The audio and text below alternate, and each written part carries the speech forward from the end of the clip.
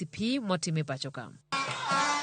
Kapod wantiere weche mag duoko mar penj mar KCPE wadhi e kaunti ma Homa Bay kama thoth skunde mag piny owacho mayudore e kaunti no bende higani orienye penj mag klas 8 KCPE mane ogol duoko gi ayanga odiochieng' manyoro gi jatend migawo mar somo Ezekiel Machogu. Mor kod ilo ne okwako thoth skundego ka jonyuol ne oriwore gi jopuonjre kaachiel gi jopuonj e sungo duoko maber mane giyudo. Ali Abich nigi mathoth. Ma opogore gi skunde mag ji giwegi e kaunti ma Homa Bay mane ogolo duoko maber e penj mar klas 8 ma higani, thoth skunde mag praimar mag piny owacho e kaunti ni bende mor kod ilo pod okwako bang' jopuonjre gi rieny e penjgo. Skund praimar ma Gendia kar chud bura ma Karachuonyo en achiel kuom skunde mag piny owacho e kaunti ni ma onyiso duoko maber e penj mar klas 8 ma higani ka japuonjre Rockcliffe Odhiambo ne otelo e skundno gi marks 405.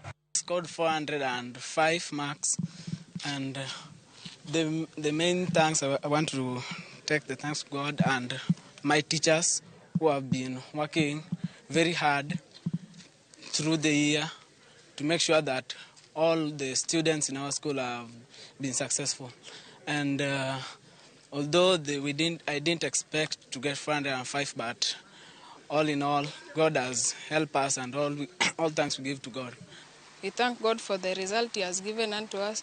We also thank our teachers, our parents who have been with us through the year. For those people who did not perform well, I want to tell them that they can still do well in the next level of education.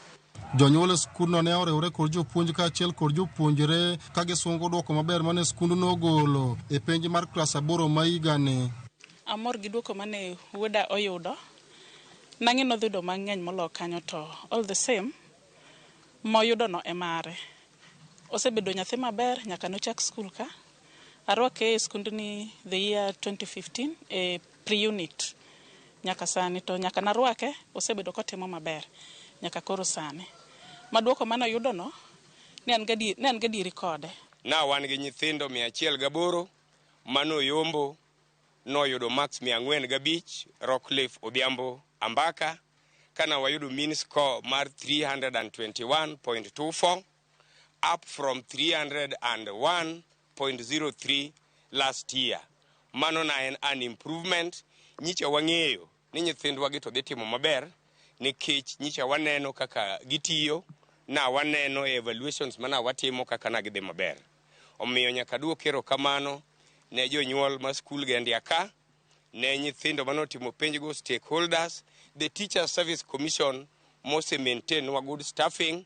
Duoko maber e penjgo bende nowuok e skund praimar Mangegu e kar chud bura mar Angue kama japuonjre Otieno Rowel Akinyi ne oyombo gi marks 403 ka iluwe gi Odhiambo Godon Otieno mane oyudo marks 402.